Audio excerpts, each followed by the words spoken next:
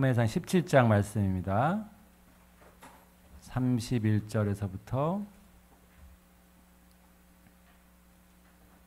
40절까지의 말씀 한 절씩 교독하도록 하겠습니다. 어떤 사람이 다윗이 한 말을 듣고 그것을 사울에게 전하였으므로 사울이 다윗을 부른지라.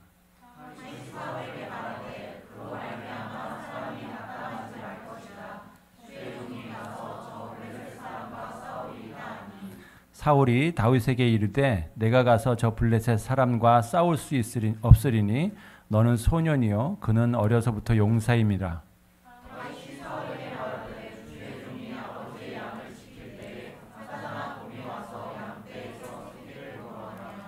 내가 따라가서 그것을 치고 그 입에서 새끼를 건져내었고 그것이 일어나 나를 해하고자 하면 내가 그 수염을 잡고 그것을 쳐 죽였나이다.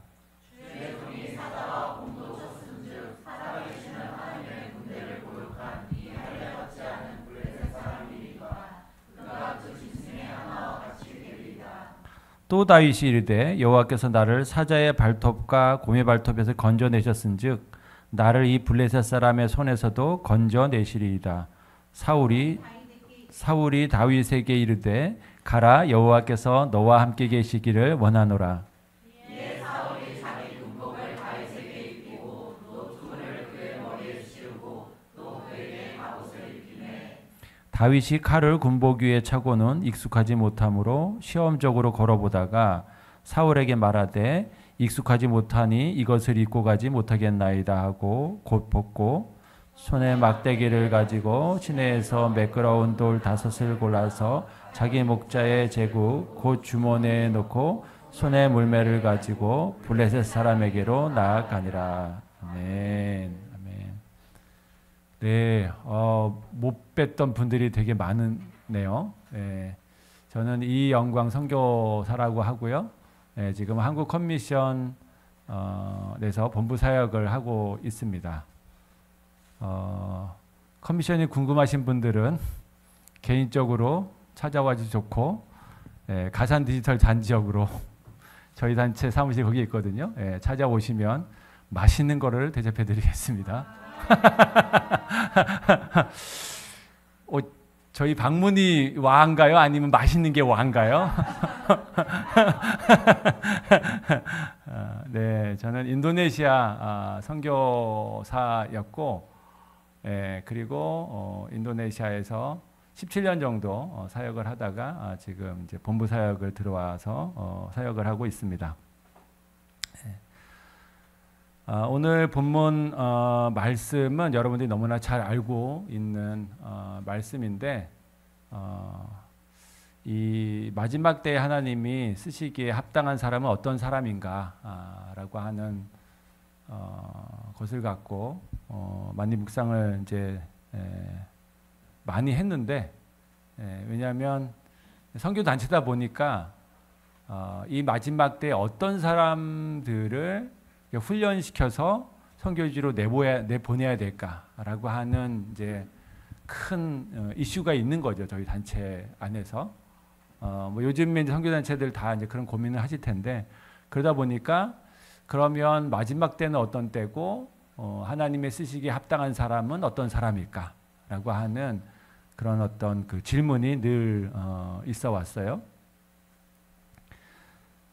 사무엘상 17장 1절을 보면 어떻게 되어 있냐면 블레셋 사람들이 그들의 군대를 모으고 싸우고자 하여 유다에 속한 소고에 모여 소고와 아세가 사이에 에베스담밈에 진침해 이렇게 나와 있습니다. 우리가 지금 이제 이 다윗이라고 하는 인물이 혜성처럼 등장을 하는데 근데 이 다윗이 등장하는 이때는 언제였냐면 이 블레셋이라고 하는 이 해양 민족이 이스라엘을 쳐들어왔어요. 자, 그게 17장 1절인데 우리는 이 전쟁을 좀 잘 이해할 필요가 있습니다. 왜 블레셋이 이스라엘을 쳐들어왔는가? 왜 쳐들어왔을 것 같아요, 여러분?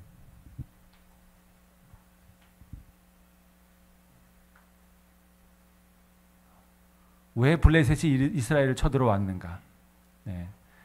이 질문 자체가 굉장히 이스라엘의 입장에서 하는 질문입니다.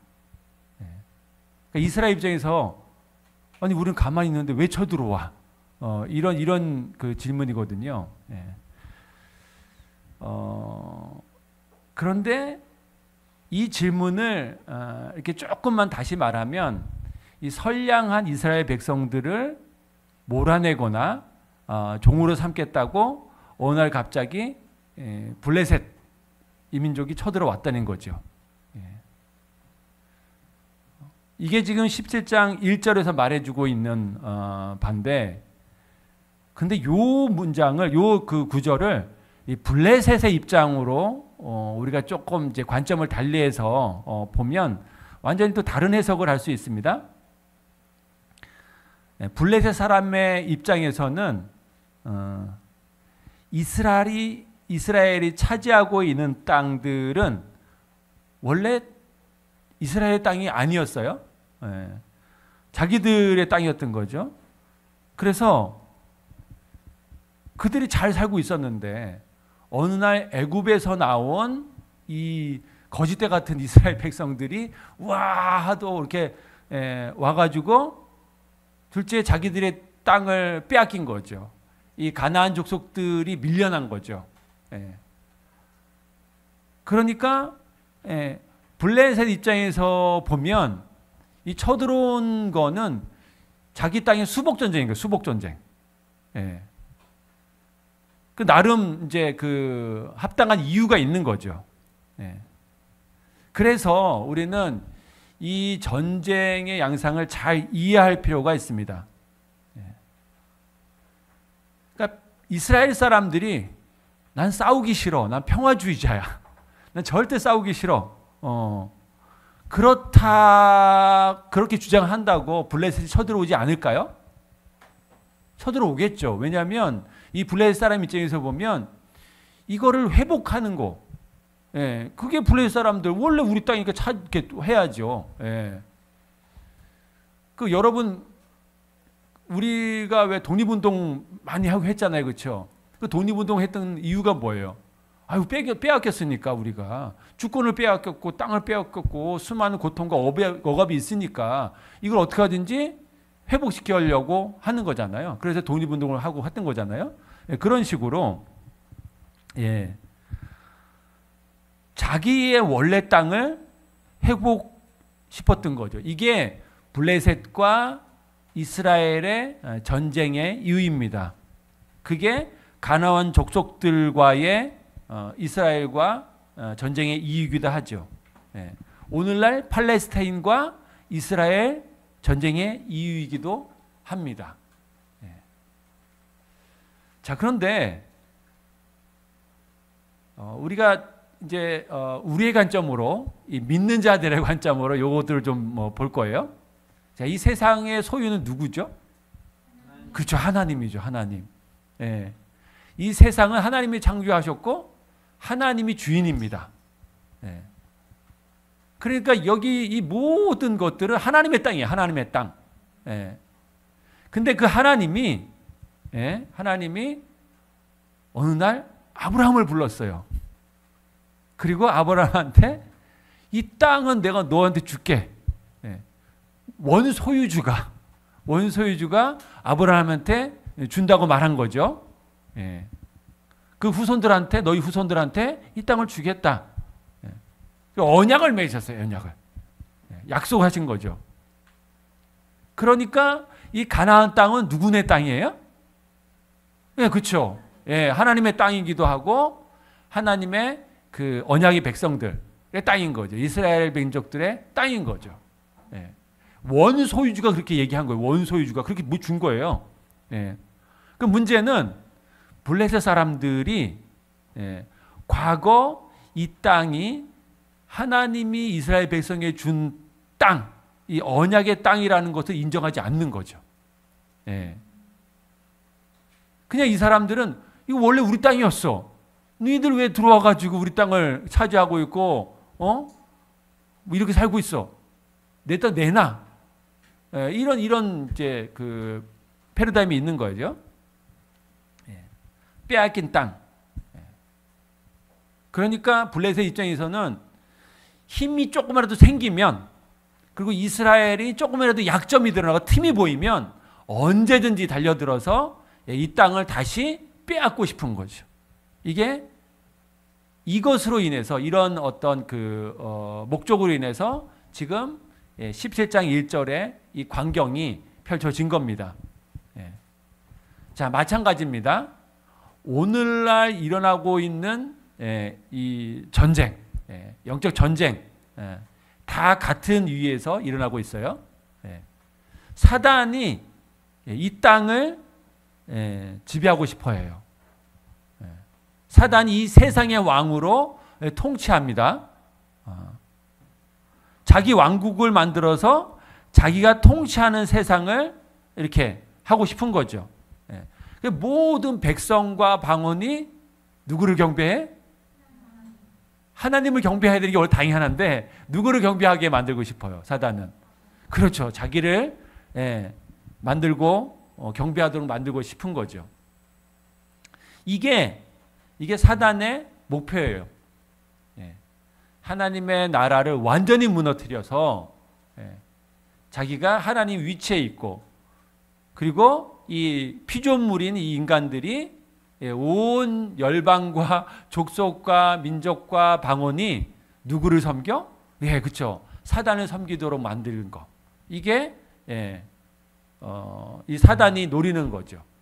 그리고 실제로 죄가 이 땅 가운데, 선악과를 통해서 불순종하는 일이 벌어지고 죄가 이 땅 가운데 확 들어오면서 그게 이제 막 실현이 되기 시작한 거죠.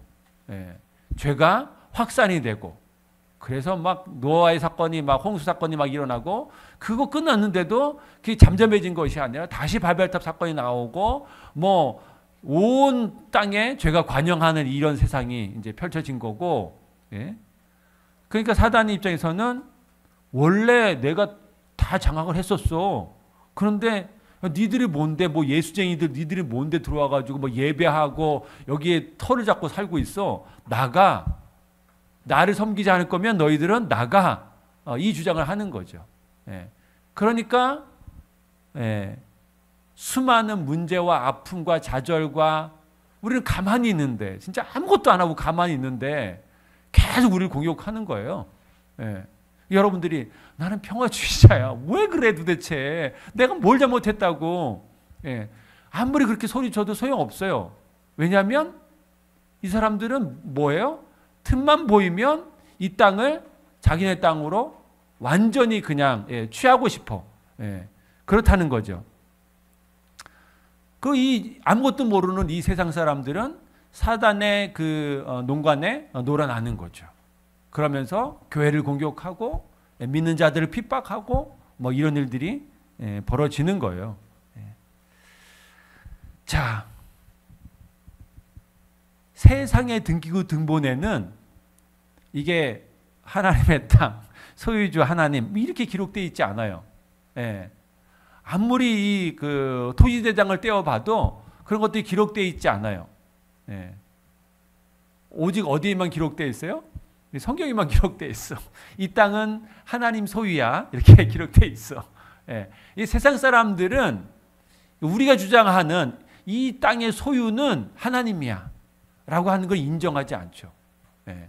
여기서 굉장히 많은 문제들이 일어나고 있고, 그래서 싸움이 발생하는 거예요.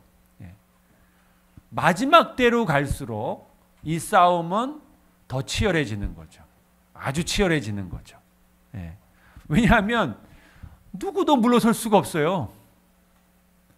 사단도 이 막판에 물러서면 이게 이제 끝나는 거야. 그렇다고 우리라고 물러설 수가 있어요? 우리 물러설 수가 없는 거죠. 이 마지막에 우리가 이제 물러서가지고 다 찌그러지면 끝나는 거예요. 끝. 우리 어떻게 살라고 우리가. 그러니까 양쪽 다 물러설 수 없는 이 상황이 오늘날 전쟁 상황의 이 양상입니다. 자, 그래서 이 전쟁의 상황을 잘 이해하는 것이 필요합니다. 이게 첫 번째예요. 하나님이 어떤 사람을 쓰시냐? 첫 번째, 이 전쟁의 상황을, 이 전쟁의 양상을 잘 이해하고 있는 사람, 이 사람을 쓰는 거죠. 아주 심플한 개념이지만 안타까운 것은 이 전쟁에 대한 이해도가 없는 사람들이 굉장히 많습니다. 교회는 나가고 있어도 이 전쟁에 대한 어떤 이해도가 없는 사람들이 너무나 많아요. 그래서 많은 그리스도인들이 이 싸움을 싫어합니다. 실제로 전쟁에 참여하지 않아요. 하나님의 백성으로서 사단과 이 세상이 벌이고 있는 전쟁터에 나가고 싶어 하지 않습니다. 평화주의자죠, 평화주의자. 뭐 요즘에 우리나라 이슈들 보면 말도 안 되는 것들이 막 일어나잖아요. 그렇죠? 여러분들은 이제 그 히브리서를 많이 보셨겠지만 히브리서에 이 세상은 원래 참 세상, 진짜 세상의 이 모형이잖아요, 모형. 그렇죠? 지금 벌어지고 있는 여러 가지 것들에 대한 이해도가 그래서 이제 필요한데 여긴 일어나고 있는 수많은 이슈들, 그 이슈들이 그냥 우리가 눈에 보일 때 사람과 사람과의 문제, 나라와 나라과의 문제인 것 같아도 실제로 보이지 않는 싸움들의 여기 실체인 거죠, 그게.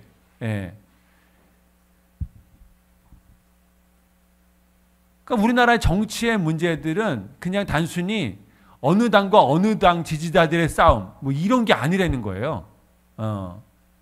그리고 뭐 굉장히 많은 이슈들이 있잖아요.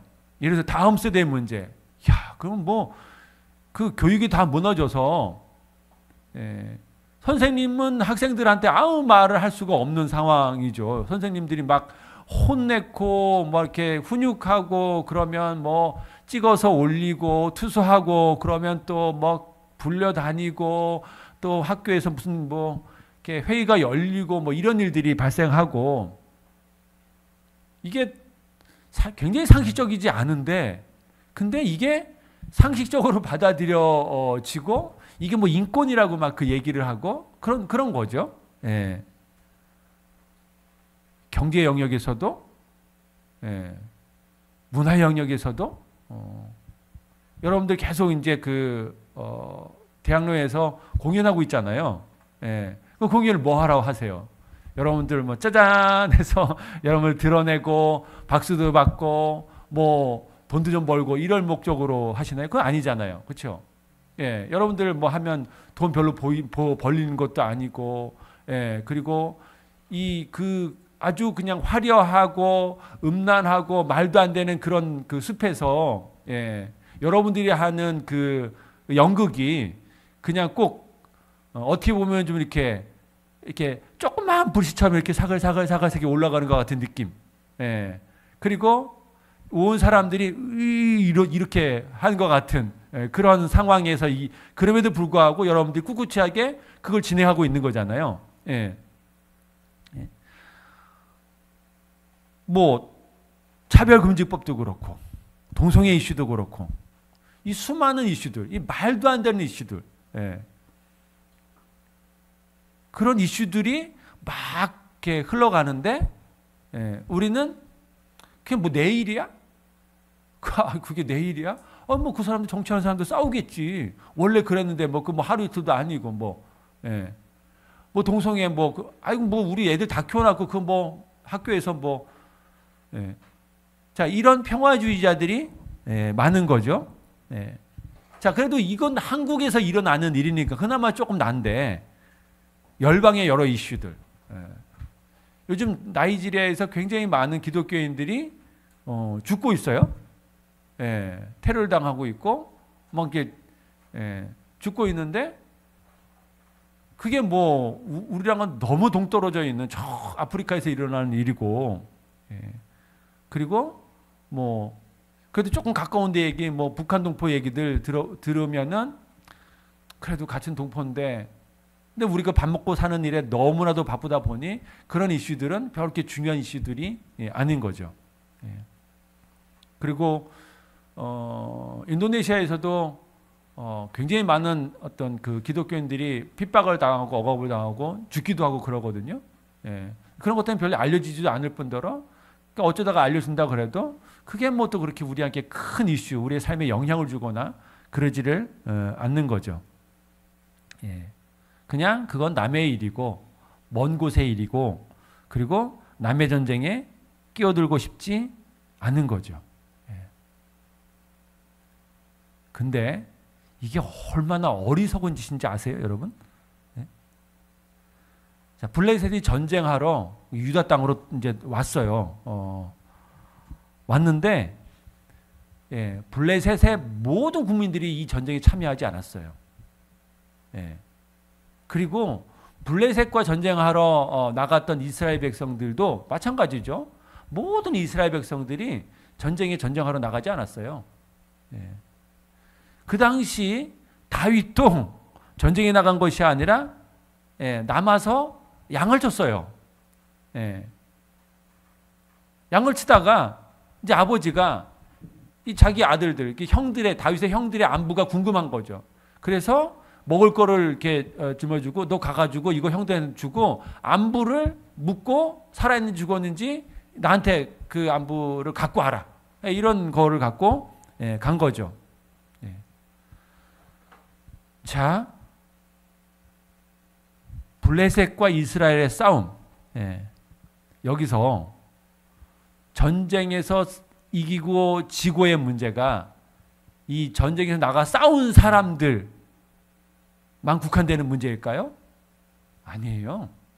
물론 그 사람들이 대표해서 싸우긴 했지만 지면 이스라엘 전체가 종이 되는 거야. 지면 블레셋 전체가 진 거고 블레셋 전체가 쫓겨나는 거예요. 그 전쟁에서 칼 들고 이렇게 방패 들고 활 들고 안 싸웠다 그래도 그 전쟁의 결과에 영향을 받는 거죠. 이건 너무나 당연한 얘기죠. 당연한 얘기. 그러니까 중간이 없는 거예요. 나는 평화주의자야. 평화주의자가 존중받고 인정받고 그런 때가 아닙니다. 굉장히 어리석은 짓이에요. 그래서 여러분들은 이스라엘 진영에 서 있을 건지 아니면 블레셋 진영에 서 있을 건지를 반드시 선택을 해야 됩니다. 하나님의 진영에 서 있을 건지 아니면은 사단의 진영에 서 있을 건지 선택을 해야 돼요. 싫어. 나는 그냥 중간에 있을래. 중간이 없다니까요. 중간에 있으면 참 다행인데 중간이 없어. 여러분 나 중간에 있을래. 아무리 그래도 사단이 가만히 안 둬. 사단이 가만히 두질 않아요. 자, 그래서 이런 전쟁의 상황을 우리가 잘 이해해야 됩니다. 자, 오늘 본문에 보면 다윗이라고 하는 인물이 등장을 합니다. 다윗. 이 다윗이라고 하는 인물은 이스라엘 역사상 가장 위대한 왕 중에 하나죠. 오늘날까지도 많은 사람들이 가장 좋아하는 성경의 인물 중에 하나일 것입니다. 그는 아주 드라마틱한 삶을 살았어요. 많은 업적을 남긴 왕이기도 합니다. 이스라엘이라고 하는 나라가 이제 처음 왕국으로 세워졌어요. 그 전에는 이스라엘 왕국이 없었어요. 그래서 사사들이 통치하고 막 그랬죠.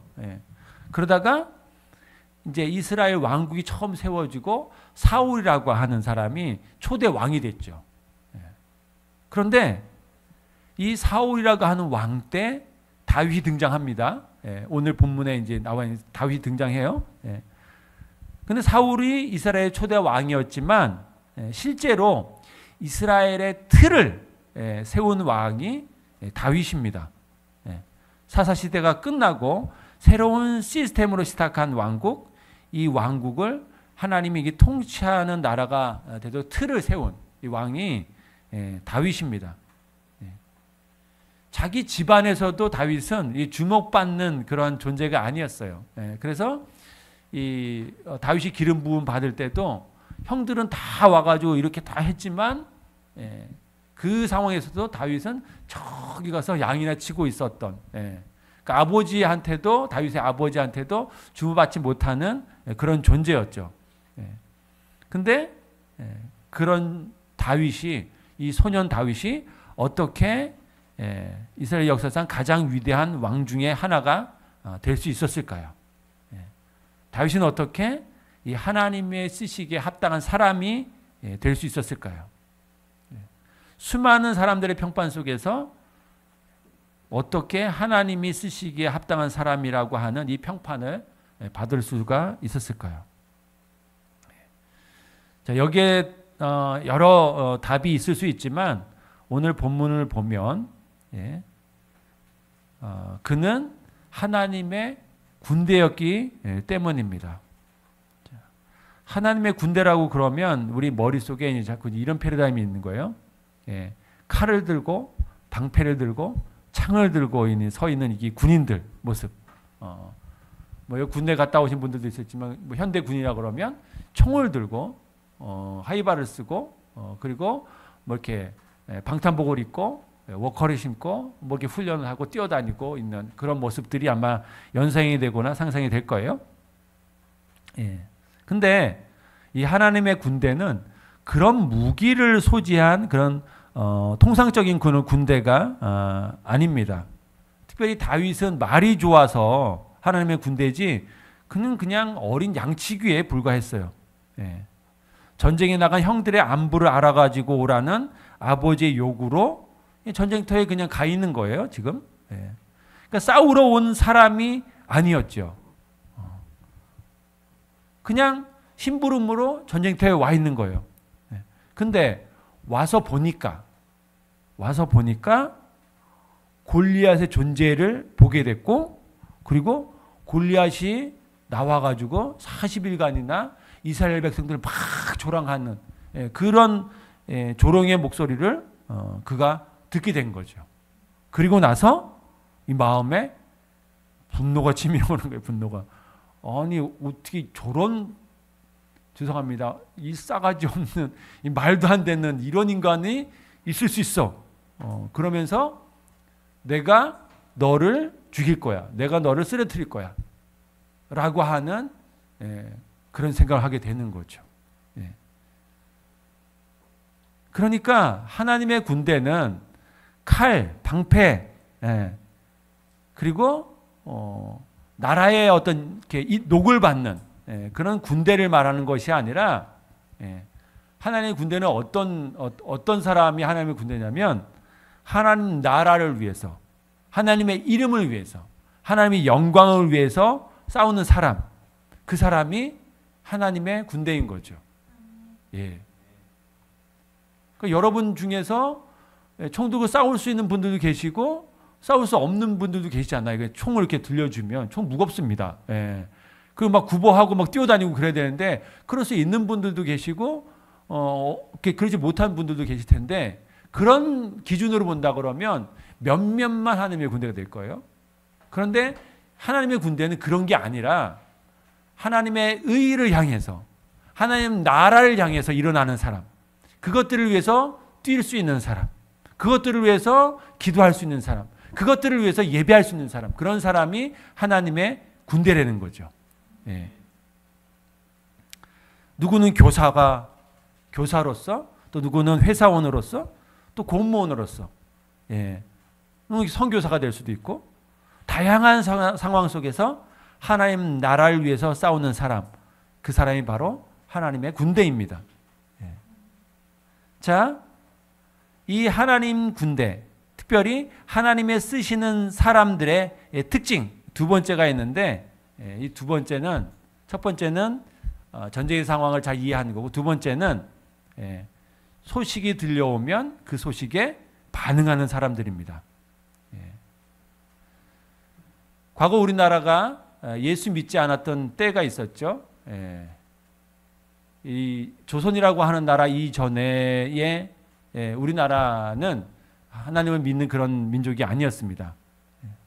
그런데 이 조선이라고 하는 나라가 세워지고, 그리고 이제 많은 이제 그 기독교를 믿는 나라 민족들이 이렇게 선교사를 파송하고 그런 때에 조선이라고 하는 나라에 대한 정보가 이제 알려지게 됐습니다. 저쪽 미국으로, 또 영국으로, 호주로, 뭐 이렇게 뉴질랜드로 뭐 이렇게 알려지게 됐죠. 자, 그런 정보에 반응했던 사람들이 있었어요. 선교사들이었죠. 그러니까 한 번도 복음을 듣지 못한 미전도 종족. 이 조선의 소식이 전해졌을 때 그 소식에 반응해서 우리나라를 향해서 오신 분들이 있습니다. 여러분 합정동에 가면 선교사 묘지가 있죠. 양화진 묘지. 거기에 첫 번째로 묻힌 분이 누군지 아세요? 존 헤논이라고 하는 선교사님이 계십니다. 이 존 헤논이라고 하는 이분은 테네시 의과대학을 졸업했는데 개교일에 테네시 의과대학 개교일에 잘 공부를 잘했던 분이에요. 근데 조선이라고 하는 나라가 알려지자 원래는 이제 교수가 되기로 다 이렇게 했었는데 그 모든 걸 다 내려놓고 한국으로 왔어요. 한국에서 사역하다가 오랫동안 돌아가실 때까지 사역하지도 못하고 몇 년 사역하지도 못하고 돌아가셨습니다. 돌아가셨는데 묻을 곳이 없어요. 묻을 곳이. 그래서 그 당시에 이 성 안에는 이 외국인들은 묻을 그 수가 없었어요.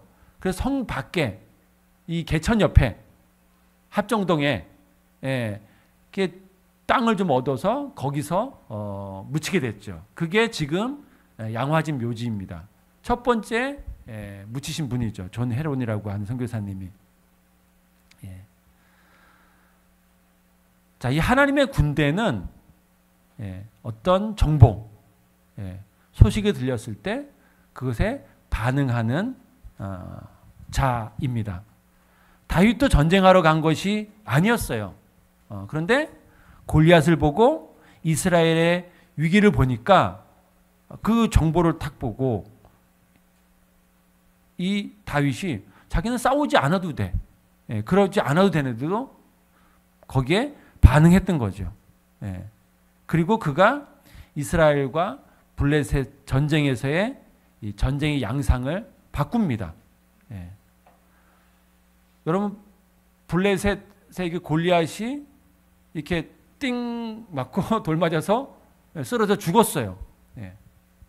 변한 게 아무것도 없습니다. 저쪽엔 블레셋이 이렇게 쫙 대열을 하고 싸울 준비를 막 하고 있고 여기는 이제 이스라엘 민족들이 대열을 갖춰서 싸울 준비를 하고 있었어요. 중간에 다윗, 제가 다윗이니까 좀 그러네. 하여튼 뭐 다윗, 골리앗 이렇게 있는데 싸웠어. 다윗이 어린 소녀가 골리앗을 쓰러뜨렸어요.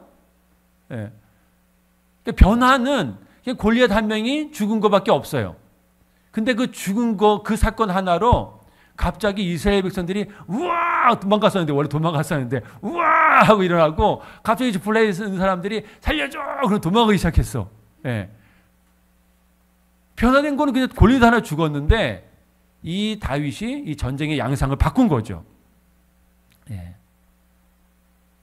자, 이 시대는 다윗처럼 소식에 반응하는, 그래서 전쟁의 양상을 바꾸는 이 하나님의 군대가 필요합니다.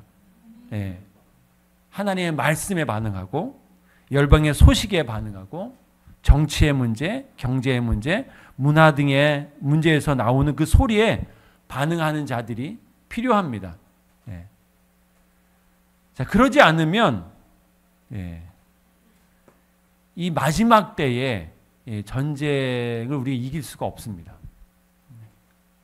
자, 그런데 소식에 반응만 해서는 안 됩니다. 실력이 있어야 돼요. 실력이. 골리앗을 쓰러뜨릴 수 있어야 되는 거죠.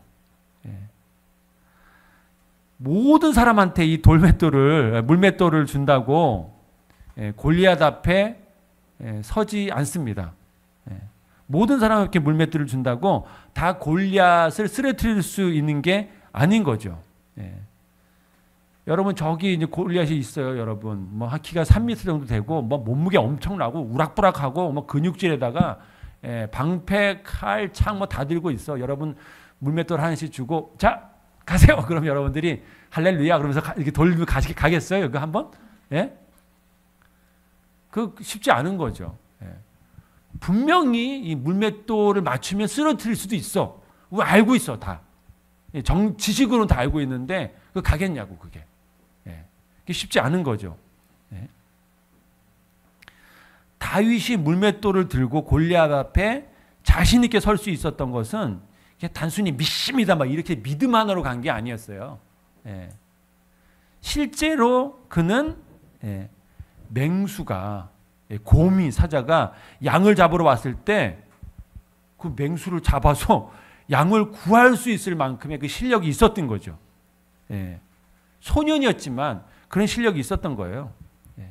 이 마지막 때는 소식에 반응하는 자가 필요하지만 그 반응하는 자는 그냥 보통 반응하는 자 이게 아니고 그 반응에 그 소식에 반응할 뿐만 아니라 그는 훈련되어 있는 실력이 갖춰진 그런 사람이었다는 거죠. 그래야 이 전쟁의 최전선에서 전쟁 양상을 바꿀 수 있습니다. 자, 전쟁의 양상을 바꿀 수 있는 자. 자, 이 사람은 준비된 자거든요. 훈련된 사람입니다. 훈련된 사람. 자, 근데 이 훈련된 사람, 이 준비, 이거는 어디서 나오냐면 사랑에서 나옵니다. 사랑.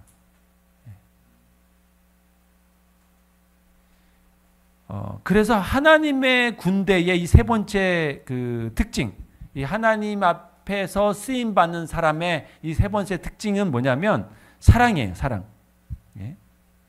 사랑의 사람. 이게 그 세 번째 특징입니다. 아까도 말씀드렸지만 다윗이 물맷돌을 던질 수 있었던 것은 이게 어느 날 그냥 뚝딱 된 게 아닙니다. 어느 날 그냥 눈 떠보니까 돌아지는데 맞춰지는데 그럴 수 있던 게 아니었던 거죠. 다윗은 자기의 양들을 지키기 위해서 그리고 또 자기 몸을 보호하기 위해서 이 물맷돌을 던져가서 맞추는 게 필수 수단이었어요. 필연적인 수단이었어요. 근데 왜 그렇게 이거를 이렇게 연습을 했겠어요? 그렇죠. 자기 양들을 보호하려고. 자기 양들을 사랑했으니까 그렇게 한 거죠. 그리고 하나님을 사랑했으니까 예배자로 그렇게 있었던 거죠. 세상 전쟁은 뭐 이렇게 용병으로 돈 주고 싸우라고 막 싸웁니다. 미친 사람들 막 이렇게 저기 러시아도 가고 뭐 우크라이나도 가고 막 이렇게 싸웁니다. 돈 받고. 근데 하나님의 전쟁은 돈 준다고 싸우지 않아요. 여러분 돈 준다고 하나님의 전쟁을 막 싸우겠어요? 여러분 선교 뭐 별로 이렇게 관심도 별로 없는데 근데 선교지 가면은 돈 줘, 돈. 여러분 그래? 난 몰랐지. 그러면서 막 가겠어요? 그러지 않는다고요. 그러면 거기 가는 사람이 누가 가는 사람이에요? 그렇죠. 선교지에 있는 그 영혼들을 사랑하는 사람, 하나님을 사랑하는 사람들이 그런 반응을 보이고 가는 거죠. 그러니까 이 물맷돌이 돌려져서 뭔가를 타격할 수 있는 그 시간까지를 버틸 수 있는 사람. 그게 언제가 될지는 모르잖아요. 어떤 사람은 던진 연습을 이렇게 하는데 뭐 한 3개월 만에 된 사람도 있고 어떤 사람은 뭐 6개월이 걸리는 사람도 있고 어떤 사람은 뭐 6개월이 걸려도 안 되는 사람이 있고 뭐 1, 2년이 걸리는 사람도 있어요. 사람에 따라서. 근데 뭐 1년이 됐든 2년이 됐든 상관없이 이거를 써먹으려면 언제까지 해야 되는 거야? 그렇죠. 될 때까지 되는 거예요. 될 때까지. 실제로 던져가지고 맞춰서 쓰러뜨리고, 예, 곰이 막 쓰러지고, 예, 여우가 막 이렇게 다리가 부러지고 뭐 이런 사건이 벌어질 때까지 이 파괴력이 나올 때까지 연습해야 되는 거죠. 그 언젠지는 모르죠. 근데 그때까지 계속 인내하고, 예, 계속해서 반복 훈련하고, 예, 그리고 그 돌리는 과정에서, 예, 이렇게 또 누가 맹수가 오면 그때는 어떻게 방법이 없어. 뭐 짝대기 하나로 막든지 뭐 하여튼 뭐 그러면서 이게 물어뜯기든지 하여튼 여러 가지 고난과 어려움을 당해야 될 수도 있는 거죠. 예. 어쨌든 그, 예, 타격을 줄 수 있을 만한 실력이 갖춰질 때까지 그 시간을 어떻게 견딜 것이냐? 사랑으로 견디는 거예요. 사랑으로. 예. 마지막 때에 이 사랑이라고 하는 이 요소는, 이 성품은 그냥, 그 뭐 전도사님이나 그 사랑을 뭐 충분하게 해가지고 우리한테 사랑을 줘야지 뭐. 아니요. 예. 절대 그렇지 않습니다. 여러분 안에 사랑이 차 있지 않으면 인내할 수가 없어요. 견딜 수가 없어요. 예. 저 인간들이 저렇게 미운데 이걸 어떻게 참겠어? 화병으로 쓰러지지. 예. 이게 견딜 수가 없는 거예요. 예. 그리고 이 사랑, 이 하나님과의 이 로맨스, 여기에서 바로 믿음이 나오는 거예요. 믿음. 예. 믿음이 그냥 나오는 게 아니라 이 하나님과의 사랑의 관계, 여기서 나오는 거예요. 예. 그러니까 이 마지막 때로 갈수록 점점 사랑이 식어진다라고 이 성경에 기록되어 있는 거죠. 이 사랑의 이슈는 그렇게 간단한 문제는 아닙니다. 굉장히 중요한 이슈입니다. 예. 자, 계속 반복해 가면서 보고 있는데, 예, 전쟁의 양상을 잘 이해하는 자. 두 번째는 뭐라고요? 그치, 소식에 반응하는 자. 세 번째는 뭐라고요? 그렇죠. 예, 하나님의 사랑으로 충만한 자. 예, 그런 자들이 쓰임받는 자들인 거죠. 예. 자,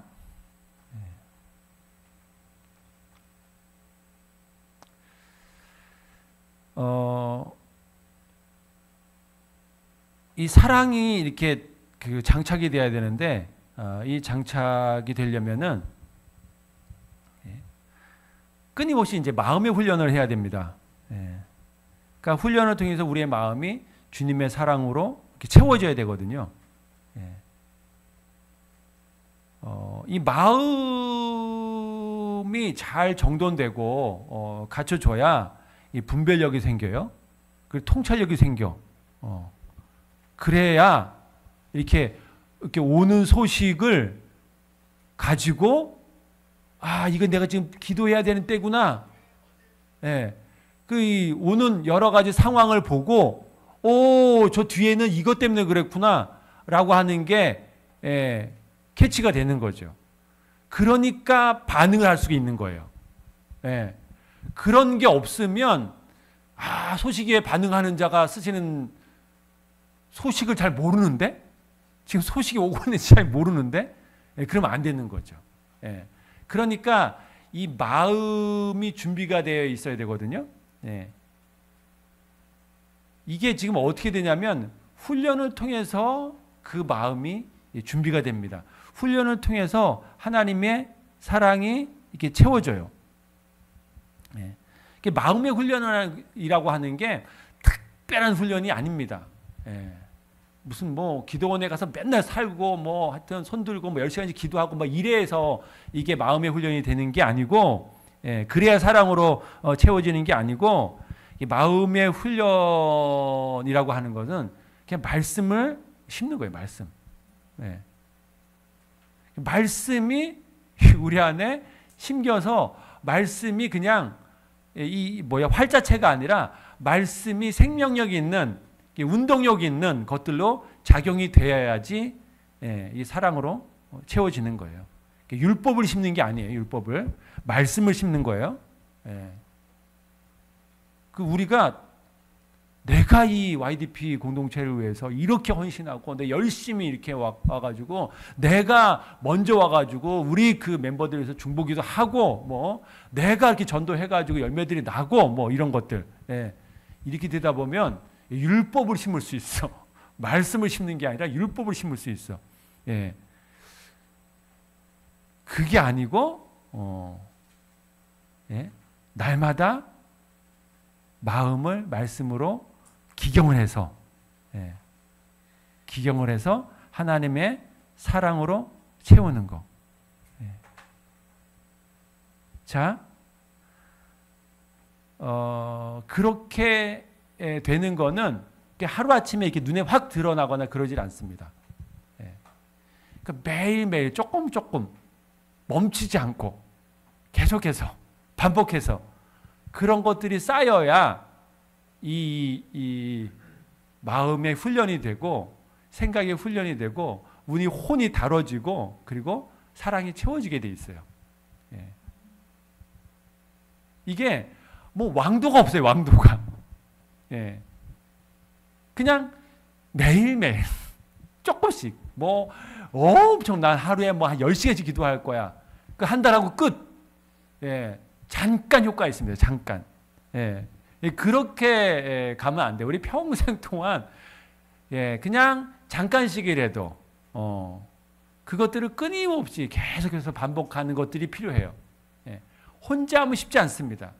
그러니까 우리가 안전장치를 만들어놔야 돼. 예, 공동체 내에서 야, 내 말씀 보고 잘 못하는데 우리 같이 할래? 그 뭐 2명, 3명 이렇게 아니면 셀별로 이렇게 하든지 예, 그런 것들을 만들어놔야 돼. 예, 그런 것들이 여러분을 불편하게 하고 스트레스를 주는 그런 것이 아니라 그런 안전장치가 우리 마음에 훈련하는 장치로 되는 거예요. 그런 것들이 계속 있어요. 그 반복되고 해야 우리 마음이 기경이 되고 예, 말씀이 이렇게 들어와서 이렇게 싹이 나고 뿌리가 나고 줄기가 올라오고 그런 일들이 발생이 되는 거죠. 예. 자, 이거는 반복이 필요합니다. 예. 조금씩 계속해야 돼요. 저희 아들이 축구 선수입니다. 오, 뭐 이거 이거 들을 얘기인가요? 이게 축구 선수가? 예. 그 아들 훈련하는 걸 제가 가끔씩 가서 보면 몇 가지 이제 큰 이제 그 파트가 있어요. 첫 번째는 기초 체력이에요. 기초 체력. 걔네들 뭐 뛰는 거, 근력 운동 뭐 이런 거, 팔굽혀 펴기, 잇몸 일으키기 이런 거 막 시킵니다. 그리고 또 하나는 공 다루는 기술. 막 이렇게 공 다루는 기술, 뭐 드리블하고 뭐 하여튼 리프팅하고 뭐 이런 것들을 많이 시켜요. 예. 이거 다 이제 개인이 할 수 있는 거죠. 근데 이 팀 훈련이잖아요, 팀.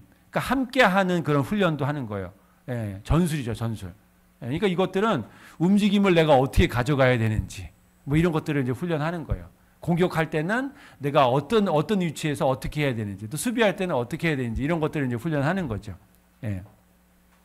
자, 이런 것들 하는 이유는 뭘까요? 그렇죠. 예. 실전에서 감독이 지시하는 그 작전, 예. 그 전술을 구현해내기 위해서 하는 거예요. 예. 자기 혼자 특출나게 잘하려고 하는 게 아니고 그 훈련을 하는 이유는 감독이 우리는 저 팀을 맞이해서 이런 전술을 쓸 거야. 그러니까 너희는 이렇게 해야 돼. 라고 그 감독이 전술을 이렇게 만들면 그 전술을 구현해낼 수 있어야 돼. 이 선수들이. 그럴 능력이 없으면 그럴 능력이 없는 선수들은 이 운동장에 들여보내질 않습니다. 선발에 못 껴요. 네. 자, 그 선발에 끼기 위해서 그 운동장에서 감독의 지시를 듣고 그거를 이해하고 그거를 구현해내기 위해서는 뭐가 필요해요? 훈련이 필요해요. 훈련. 근데 그 훈련이 어떤 훈련이라고? 반복 훈련. 끊임없는 훈련이 필요한 거예요. 끊임없는 훈련. 예. 그러니까 이 실력이 갖춰지기 위해서는 끊임없는 반복이 필요한 거죠. 이게 바로 누구냐면 훈련된 자예요. 훈련된 자. 훈련된 자. 자, 아까 훈련 얘기했어요. 그렇죠? 훈련 얘기했는데 훈련된 자와 훈련은 같으면서도 좀 다릅니다. 결이 달라요. 훈련된 자. 뭐가 다를까요? 훈련된 자는 이 훈련의 과정을 겪어낸 사람이야. 네, 겪어낸 사람이죠. 자, 군대는 만들어집니다. 뭘 통해서? 훈련을 통해서. 예. 하나님의 쓰시기에 합당한 자는 훈련을 통과한 훈련된 자입니다. 훈련된 자. 예. 굉장히 중요합니다. 자,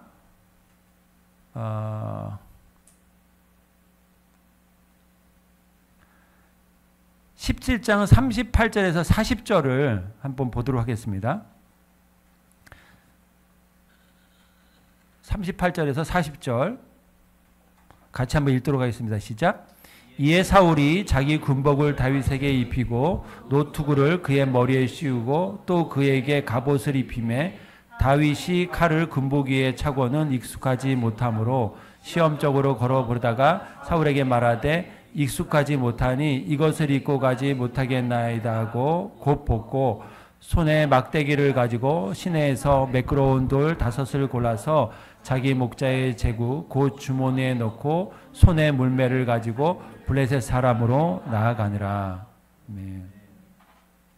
자, 지금 이제 그 다윗이 사울과 싸우기로 결정을 했어요. 그래서 사울 앞에 갔어요. 사울이 다윗을 보니까 아니 어린 소년이야. 야, 너 안 돼. 싸우지 마. 얘는 지금 아주 기골이 장대한 그런 군인이야. 쟤는 아주 그냥 거인이야, 거인. 예, 싸울 수가 없어. 그랬는데 자기의 이제 간증을 한 거죠. 제가요 이래봬도요, 예, 사자, 곰 싸워서 이겼어요. 양 지켰어요, 제가. 그 얘기를 들으면서 이제 마음에 감동이 됐어요. 예, 그러면서 그래? 그럼 나 한번 싸워봐. 그랬는데 뭐 양치기 복장을 하고 뭐 아무것도 뭐 가지고 있는 게 없어. 그러니까 사울이 지금 뭘 했냐면 자기가 갖고 있는 이 전투할 때 쓸 갑옷을 준 거죠. 그리고 칼도 줘. 그리고 필요한 투구도 줘. 다윗이 이제 그걸 입고 다 한 거예요. 예. 제가 걸어봤어요. 이렇게 걸었는데 이게 불편하네. 예. 그래서 이거 벗어넣습니다. 예. 자, 그리고 무기로 뭘 택해요? 그렇죠.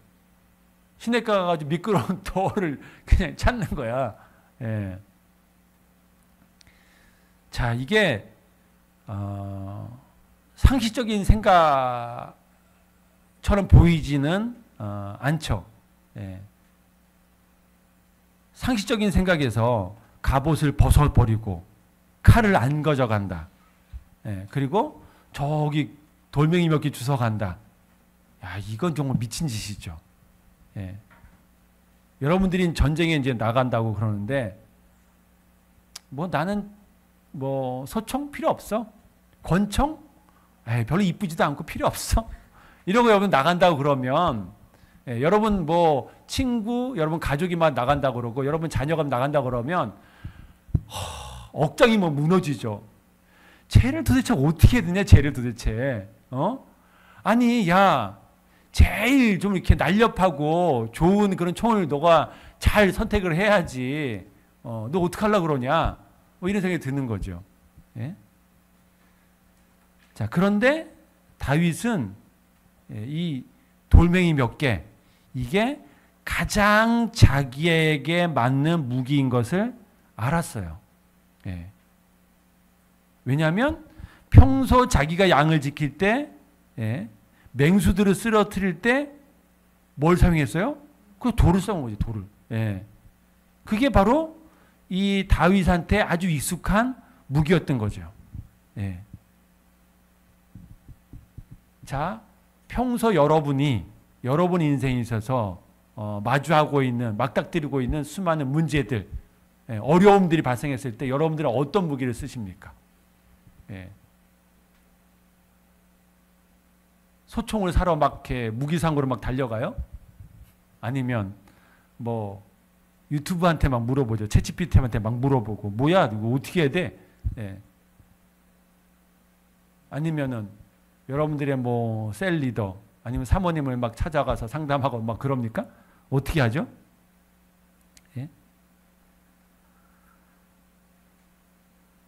자, 여기에 굉장히 이제 중요한 포인트가 있는데, 우리한테 필요한 무기는 평소 쓰는 자기 무기여야 되거든요. 익숙한 무기여야 됩니다.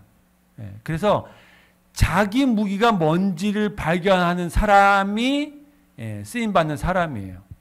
자기 무기를 잘 알아야 돼.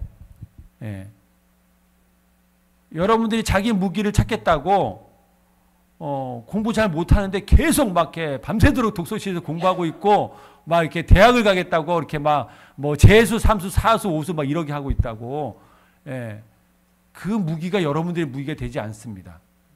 좋은 직장을 여러분 가면 뭐 좋은 무기가 생길 것 같아서 밤낮 없이 막 그냥 좋은 직장 가는 거 이렇게 막 하고 돈돈 그러면서 계속 나 하여튼 뭐 돈 벌라고 온 사방팔방 막 이렇게 하고 뭐 비트코인 사고 막 이런다고 그게 여러분들의 무기가 되지 않아요. 그러니까 여러분이 기도하셔야 돼요. 내 주위에 내가 지금 하나님이 주신 조약돌이 이게 하나님이 준비한 거거든요. 하나님이 뭐 이렇게 물 가운데 있게서 깎이기도 하고 뭐 이렇게 해가지고 반질반질하게 만들어 놓은 거지. 다윗이 언제 가가지고 뭐 이렇게 골리앗 만나기 전에 잠깐 기다려. 그래서 뭐 돌 갈고 그러지 않았잖아요. 그건 그냥 하나님이 준비해 놓은 거를 다윗이 그냥 골랐어, 찾아냈어. 그러니까 여러분 주위에 여러분들이 무기가 될 만한 거 여러분들이 찾아내셔야 돼요. 하나님이 예배해 준 것들이 있을 거예요. 그걸 찾아내셔야 돼.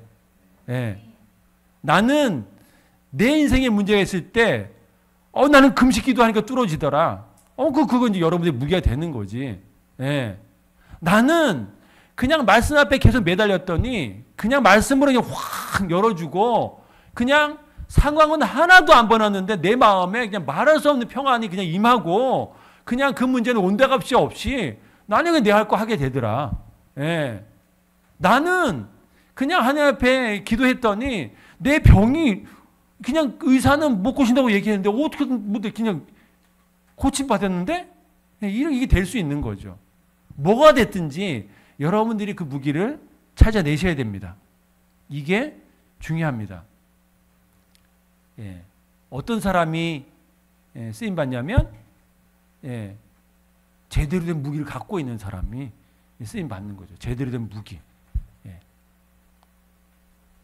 자기 무기.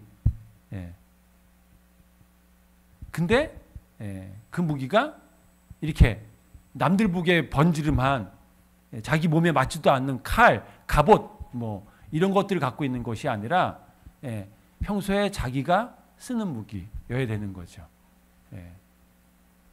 여러분들이 아무리 덕지덕지 이렇게 무거운 갑옷, 투구 뭐 그런 것들을 막 갖춰놓고 있어도 실제로 싸우려고 딱 그러면 여러분 것들이 아니면 맞지 않아요. 맞지 않아. 걸어보고 무거운데 칼이 이렇게 되는 거죠.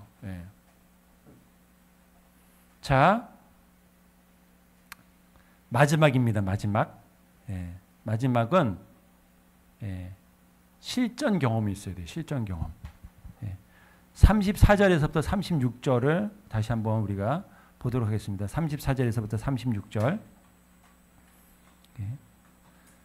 자, 읽도록 하겠습니다. 다윗이 사울에게 말하되 주의 종이 아버지의 양을 지킬 때에 사자나 곰이 와서 양떼에서 새끼를 물어가면 내가 따라가서 그것을 치고 그 입에서 새끼를 건져내었고 그것이 일어나 나를 해하고자 하면 내가 그 수염을 잡고 그것을 쳐 죽였나이다. 주의 종이 사자와 곰도 쳤은즉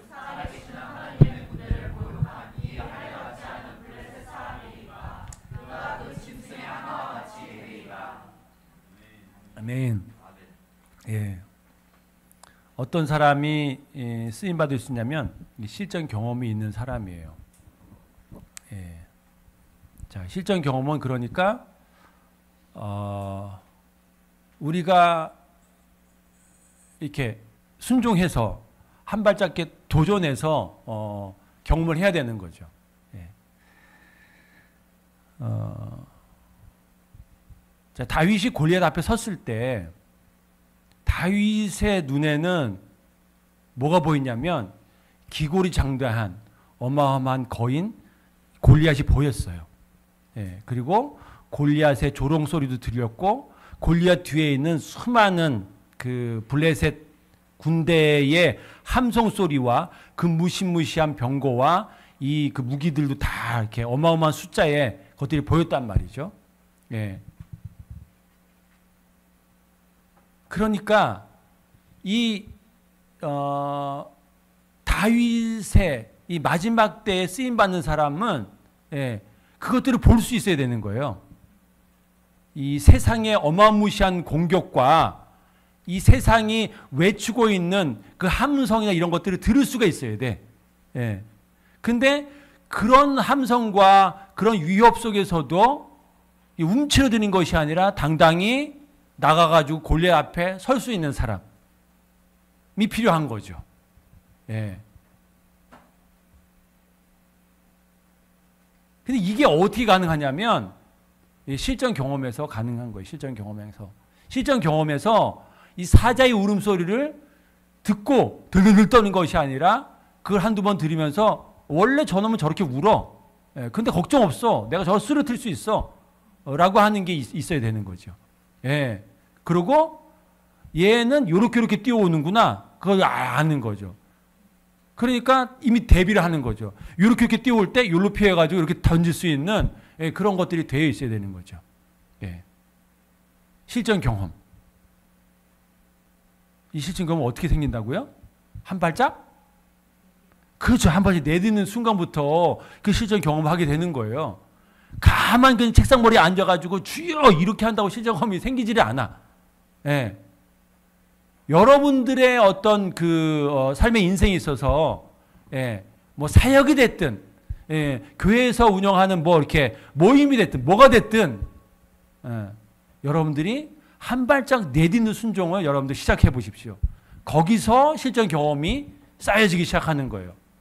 그것들이 하나 둘 쌓이기 시작해야 실제 골리앗 앞에 섰을 때 예, 골리앗의 그 장대함이 눈앞에 보여도 골리앗 뒤에 있는 수많은 블레셋 사람들 그 함성이 울려 퍼져도 예, 그냥 우리가 겸허하게 버티고 설 수 있고 그리고 그 약점이 보이는 거죠.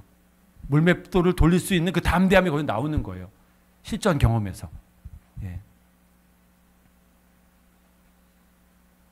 예. 이게 하나님의 군대의 예, 특징들입니다. 예. 우리 함께 좀 같이 기도했으면 좋겠습니다. 예. 우리가 오늘 하나님의 군대의 예, 특징들에 대해서 여러 가지를 나눴습니다. 예. 그 특징들을 잘 이해하는 거 중요합니다. 굉장히 중요합니다. 근데 더 중요한 게 있어요. 더 중요한 게. 제일 중요한 게 있어요. 제일 중요한 거. 그게 뭐냐면 예, 하나님의 군대로 입대를 해야 돼. 자원 입대를 해야 됩니다. 예, 아무리 여러분들이 하나님의 군대의 특징을 줄줄 외우고 뭐 이렇게 써서 내고 논문을 써서 낼 수 있는 능력이 있다 그래도 이게 하나님의 군대로 입대를 하지 않으면 그 출발이 안 되는 거예요. 예, 아무것도 안 되는 거예요. 예, 하나님 제가 이 전쟁터에 잃어버린 영혼을 구원하기 위해서 제가 전쟁터로 뛰어들겠습니다.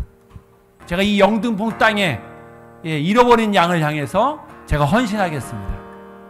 예, 하나님 제가 이 선교하는 전쟁터 위에 예, 뛰어들겠습니다.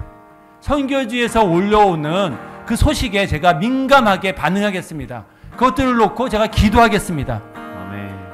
예, 하나님 선교사님들의 그 소식이 남의 일로 그냥 치부하고 여기지 않겠습니다. 이 선교사님들의 소식 제가 반응하겠습니다. 재정도 보내고 또 그 땅을 밟기도 하고, 예, 동참하겠습니다. 예, 한국 교회가 사그러지고 있습니다. 선교단체가, 예, 아주 큰 위기입니다. 예, 재정도 없고요, 동원도 안 되고 그렇습니다.